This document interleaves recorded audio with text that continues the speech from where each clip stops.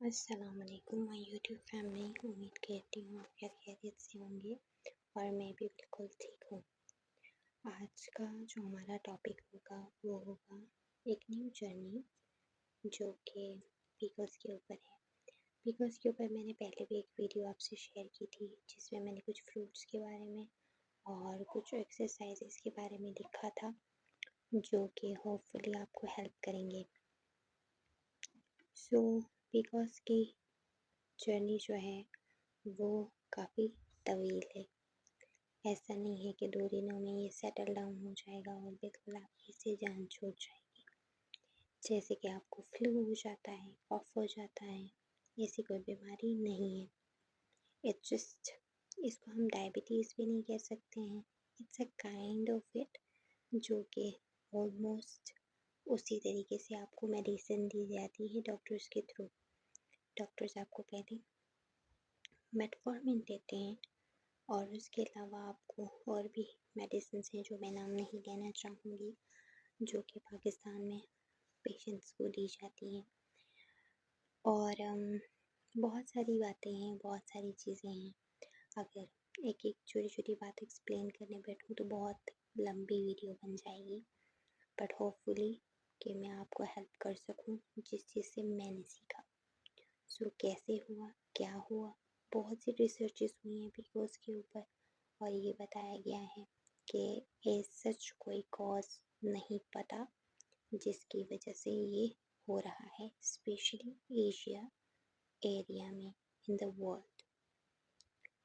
और ऐसी रिसर्चेस भी की जा रही हैं जो इनके क्योर के लिए वर्क किया जाए, क्योंकि कॉज तो फ़िलहाल पता नहीं है तो क्योर की तरफ लोग मूव कर रहे हैं, बट बहुत से लोग इसको अवॉइड कर देते हैं।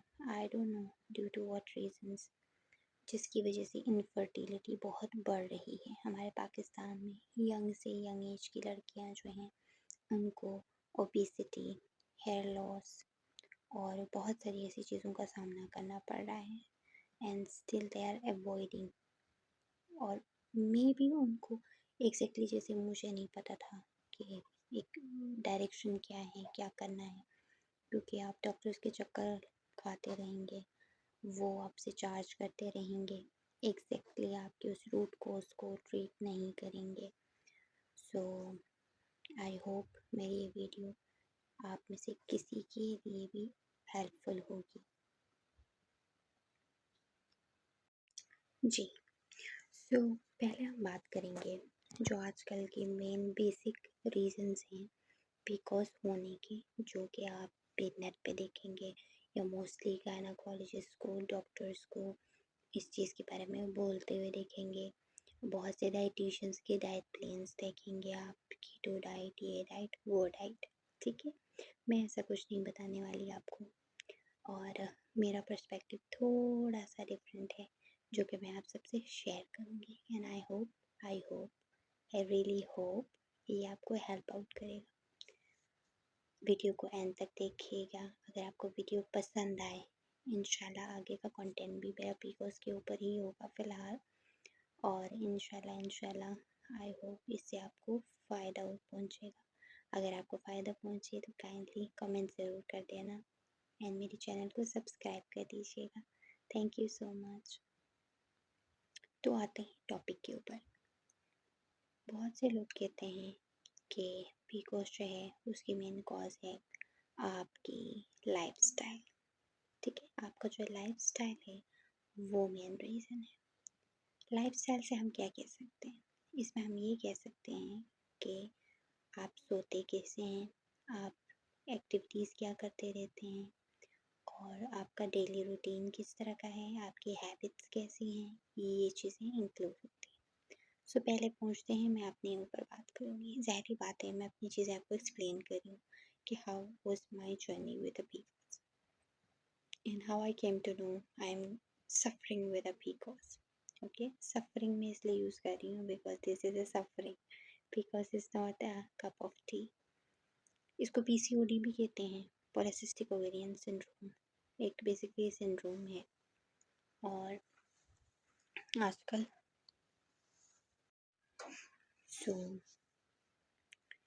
ये जो है, इसमें मैं अपनी बात करूँ अगर आपसे कि how was my activities and routines, ये मुझे हुआ कैसे, कब हुआ, कब मुझे फ़ील हुआ कि मुझे है, या इसके सिम्टम्स क्या थे, क्या नहीं था, इसके बारे में हम स्टेप बाय स्टेप बात करेंगे। मैं अपने गांव से यूनिवर्सिटी गई थी स्टडी करने के लिए। एज़ यू नो कि हम सिटीज़ में नहीं रहते, हम विलेजेस में रहते हैं। सो विलेज से मैं मूव कर गई अपनी सिटी की तरफ। तो एज़ कम्पेयर टू हमारे विलेज के, सिटी की रूटीन आपकी डिफरेंट हो जाती है when you are a university student. और यूनिवर्सिटी के खाने ऑयली होते हैं, स्पाइसी होते हैं, और आपको नहीं पता किस टाइप का ऑयल यूज़ होता है, what kind of chicken they are using, and what sort of masalas and stuff they are using. You have no awareness about it. You're just consuming it all day, and it's not easy कि आप वहाँ cooking करें, क्योंकि with studies उस चीज़ को manage करना is very difficult. So as you know, when your days are near, जब आपके डेज करीब होते हैं, आपको, सबको नहीं होता, इट वॉज रियली पेनफुल, बहुत पेनफुल हुआ करता था for me. I use to be in a severe pain, and flow जैसे होना चाहिए था वो नहीं होता था। And the video is TMI, so if you don't want to watch it, then you can skip, and it's for females. So that's what I want to say. So क्या होता था कि पेनफुल रहता था, फ्लो इतना नहीं रहता था। Flow is like pain before your day, 4 days, 5 days, 7 days, very severe pain. I use to go through it. मुझे लगता था दैट्स नॉर्मल। और इसके अलावा हेयर फॉल स्टार्ट हो गया मेरा बहुत ज़्यादा, और I was gaining a lot of weight. Let me tell you, my weight was 90+। Weight मेरा बहुत ज़्यादा हो गया in spite of doing diet and all stuff, उस पर भी आते हैं। सो मेरा वेट बहुत ज़्यादा हो गया था, पेनफुल था, खाती मैं इतना नहीं थी। रूटीन्स आपको पता है यूनिवर्सिटी में जो आपको हॉस्टल में मेस में मिलेगा आप वही खाओगे। सो टिपिकली मैं वही खाती थी, ओवर ईटिंग नहीं थी। ना मैं जंक खाती थी, जंक का मुझे बिल्कुल शौक नहीं है, मैं तो जंक टच भी नहीं करती है, सच कोल्ड ड्रिंक स्टफ नहीं, only the water that I use to take. चाय पी लेती हूँ जो कि मेरी कमज़ोरी है, और इसके अलावा न मैं डीप फ्राई चीज़ें खाती थी। सो जस्ट खाना एंड रोटी विद सैलेड, योगर्ट ले लेती थी। आहिस्ता आहिस्ता मैंने स्टार्ट की अपनी जर्नी। मैं हॉस्पिटल जाना शुरू हुई, मैंने डॉक्टर्स को चेक करवाया, मुझे फील हुआ देयर इज़ समथिंग, कि मतलब एक बंदे को पेन्स हो रहे हैं बट आपका मेंस्ट्रुएशन साइकिल स्टार्ट हो गया है, स्टिल आपको ब्लीडिंग नहीं है, and you are in a severe pain, that's not normal of course. So doctor ने मुझे कहा ब्ला ब्ला ब्ला ब्ला, आप चिकन छोड़ दो, आप ये छोड़ दो, आप वो छोड़ दो, इसकी वजह से है आपको, उसकी वजह से है। तो उनका सुन के मैंने प्रोटीन बिल्कुल आउट कर दिया, क्योंकि नॉर्मली हम चिकन ही तो खाते हैं, तो मैंने चिकन छोड़ दिया बे अच्छी बच्चों की तरह। फिर भी मेरी प्रॉब्लम सॉल्व नहीं हुई। उन्होंने मुझे बोला वेट लूज़ कर लो, बट हर डॉक्टर यही कहता है वेट लूज़ कर लो बिकॉज में आपको 10% हेल्प हो जाएगी, बट कोई ये नहीं बताता कि बिकॉज में वेट लूज़ ही तो नहीं हो रहा, तो क्या करें। ये मैं बताऊँगी आपको, आपकी बहन बताएगी कि आपका वेट लूज़ कैसे होगा। ओके, इंशाल्लाह। सो उसके बाद मेरी जर्नी जो स्टार्ट हुई, मैंने धक्के खाए थोड़े हॉस्पिटल्स के, बिल्स खर्च किए अपने, फ़ायदा कुछ नहीं। ये हुआ कि मैंने रूटीन अपनी सेट की, स्लीप पैटर्न सेट किए, फूड सेट किया, और खाना पीना मैंने सेट किया, जिसमें I switch from gluten free, बिल्कुल, जो कि मुझे अब जाके पता चला ग्लूटेन फ्री के बारे में, उस पर भी बात करेंगे। सो मैं मैदा नहीं लेती थी, मैं मल्टीग्रेन आटा यूज़ करना शुरू हो गई। उसके साथ मैंने राइस छोड़ दिया, मैंने ब्राउन राइस यूज़ किया। मैंने वाइट ब्रेड छोड़ दी, मैंने ब्राउन ब्रेड यूज़ स्टार्ट कर दी। और मैंने पीनट बटर यूज़ स्टार्ट किया। जैम्स एंड स्टफ तो वैसे भी नहीं खाती थी, बट हॉस्टल में कुकिंग स्टार्ट कर दी। मैंने कोशिश की जितने से जितना हो सकता है क्लीन ईटिंग करूं। फ़ायदा ज़ीरो। 2 घंटे की वॉक स्टार्ट कर दी, ऑलमोस्ट 1 घंटा तो मस्त करती थी। ग्रीन टी रेगुलरली शुरू की, ब्रिस्क वॉकिंग की। आपकी बहन को कुछ फ़ायदा नहीं हुआ। स्माइल। फिर मेरे इसी तरीके से 2-3 साल गुजर गए। जब एक पीक आया तीसरे साल, जब पेन्स बहुत ज़्यादा अनबियरेबल हो गए कि आई यूज़ टू क्राई, या बहुत ज़्यादा पेनफुल हो गया। मैंने खुद से प्रॉमिस किया मैं वेट लूज़ करूँगी और अपने ऊपर वर्क करूँगी और चेक करूँगी मेरे ऊपर क्या चीज़ वर्क करती है, क्या चीज़ मेरी हेल्पफुल रहती है। और मैंने वही कोशिश की। अल्हम्दुलिल्लाह अल्हम्दुलिल्लाह मुझे आहिस्ता आहिस्ता रिजल्ट्स आना शुरू हो गए। बट उससे पहले मुझे जो तीसरा साल शुरू हुआ, लास्ट टाइम मैं गई शिफा इंटरनेशनल हॉस्पिटल। मैं नाम इसलिए देना चाह रही हूँ बिकॉज़ जो अच्छी चीज़ है उसको आपको प्रमोट करना चाहिए। वहाँ पर एक डॉक्टर थी, उनसे मैं मिली और उससे पहले मैंने टेस्ट कराए थे। कुछ टेस्ट की भी बात कर लेते हैं पहले। मैंने टेस्ट कराए थे जो कि नॉर्मली गायनाकोलॉजिस्ट आपसे करवाएंगी। On the second day of your menstruation, they will conduct this test. आपका विटामिन डी का टेस्ट होगा, आपका ब्लड टेस्ट लिया जाएगा, उससे आपका वो टेस्ट करेंगे TSH, FSH, LSH। ठीक हो गया। जो FSH होगा वो आपका जो फॉलिकल स्टिमुलेटिंग हार्मोन है उसको कहते हैं FSH। ये हार्मोन जो है इससे आपके जो फॉलिकल्स हैं उनकी मेच्योरिटी कितनी हो रही है, क्या हो रही है, वो चीज़ वो चेक करते हैं। ठीक हो गया। उसके बाद आता है आपका LSH है। उसके बाद आपका आता है TSH। TSH basically thyroid test होता है। ठीक हो गया। और माशाल्लाह से मेरे सारे टेस्ट नॉर्मल आए थे, रिपोर्ट्स मेरी नॉर्मल थी, तो आई वॉज हैप्पी, सब कुछ नॉर्मल है। ये उन 3 सालों की बात है जब मैंने अपना अल्ट्रासाउंड कराया था। एक दफ़ा नहीं, 2-3 दफ़ा। उसके बाद जो सीन हुआ मेरे साथ, मैं जब पहुंची अल शिफा आफ्टर 3 इयर्स और जब मैं उनसे मिली तो मैंने उनको बोला मेरी रिपोर्ट्स नॉर्मल हैं, हम पिछले 3 सालों से टेस्ट करा रही हूँ। Yes, vitamin D was quite low, it was 8% at that time. और उन्होंने मुझे कहा आपका विटामिन डी बहुत ज़्यादा लो है। उन्होंने मेरी रिपोर्ट चेक की, हिस्ट्री चेक की, उन्होंने देखा कि सारे रिपोर्ट्स नॉर्मल आ रहे हैं, आपका FSH, TSH everything is fine. She told me you are going through a PCOS। इसके लिए आपको एक प्रॉपर तरीके से अल्ट्रासाउंड कराना है और वो कराना कब है ये मैं बताऊंगी आपको। मैंने कहा ओके। उनने मुझे बोला कि आपको अल्ट्रासाउंड कराना है आपकी मेंस्ट्रुएशन साइकिल से 4 to 5 days before, yes, even week before if possible. आप 1-2 दफ़ा करा लें, उसमें आपको नज़र आ जाएंगे there will be more than 1 follicles which are immature. मैंने कहा ठीक है, so I went through that and exactly she was right. बहुत सारे फॉलिकल्स थे जो कि इमेच्योर थे, जिसके थ्रू ये प्रूफ हो गया कि I was going through a PCOS, hormonal imbalance. और इसके बाद मेरी जर्नी स्टार्ट होती है।